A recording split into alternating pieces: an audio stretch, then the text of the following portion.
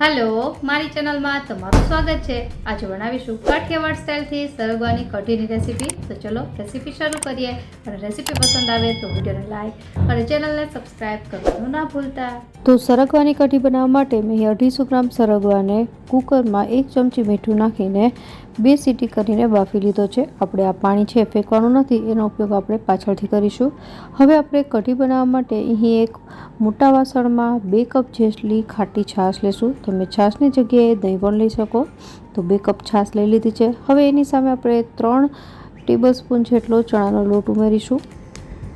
હવે એક વખત ઝેરણીની મદદથી ચણાનો લોટ અને છાશને આવી રીતે ઝેરી લેવાનો છે અને સરસ રીતે મિક્સ થઈ જાય એટલે હવે કરીએ મસાલા। તો મસાલામાં સૌપ્રથમ આપણે એડ કરીશું 1 ટીસ્પૂન જેટલો ધાણા જીરું પાવડર, અડધી ટીસ્પૂન જેટલી હળદર, અડધી ટીસ્પૂન જેટલું લાલ મરચું, स्वाद प्रमाणे मीठू मैं 1 टीस्पून जेटलुं लीधुं छे। त्यारबाद 1 मोटी चमची जेटलो गोळ, तमे गोळनी जग्याए खांड पण उमेरी शको। अने हवे आ बधी वस्तुने फरीथी आपणे झेरણીની मददथी झेरी लेवानी छे अने मिक्स करी लेवानी छे। तो आपणुं आ कढ़ीनुं मिश्रण तैयार छे। हवे करीए वघार। तो वघार माटे एक मोटी कढ़ाईमां आपणे 1 टेबलस्पून जेटलुं तेल गरम करीशुं। तेल गरम थाय एटले अर्धी टीस्पून जेटली राई, अर्धी टीस्पून जेटલું जीरुं અને ત્યારબાદ આખા મસાલા કરીશું। તો આખા મસાલામાં સૂકું લાલ મરચું, લવિંગ, તજ, તમાલપત્ર, બાદિયા, મેથી અને સફેદ તલ આ બધી જ વસ્તુને આપણે આમાં ઉમેરી દઈશું।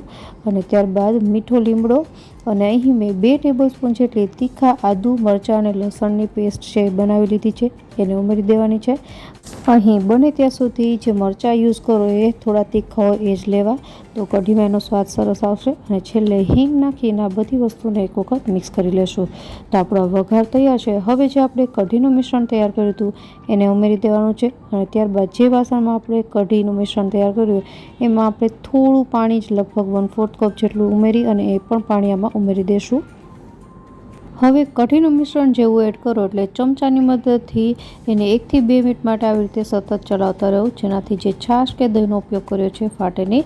અને હવે આપણે આમાં એડ કરી દઈશું જે આપણે સરગવો બાફીને રાખ્યો હતો એ। અને હવે એક વખત મિક્સ કરી અને મીડિયમ ટુ લો ગેસની ફ્લેમ પર એને ઉકળવા દેવાની છે। જેટલી કઢી ઉકળશે એટલો જ તમારો જે સરગવાની કઢીનો સ્વાદ છે સરસ આવશે।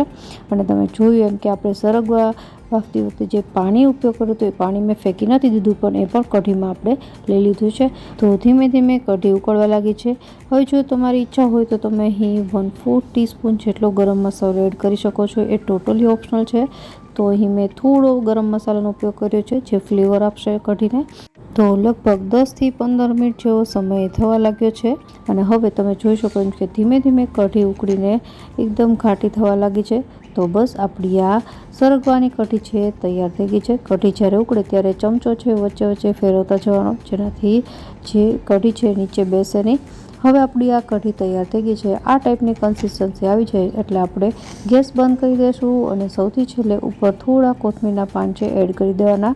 તો હવે આપણી આ ગરમા ગરમ સરગવાની કઢી છે એ પીરસવા માટે તૈયાર થઈ ગઈ છે। આશા રાખું રેસિપી જરૂરથી પસંદ આવી હશે। ફરી મળીએ નવી રેસિપી સાથે, ત્યાં સુધી બાય બાય।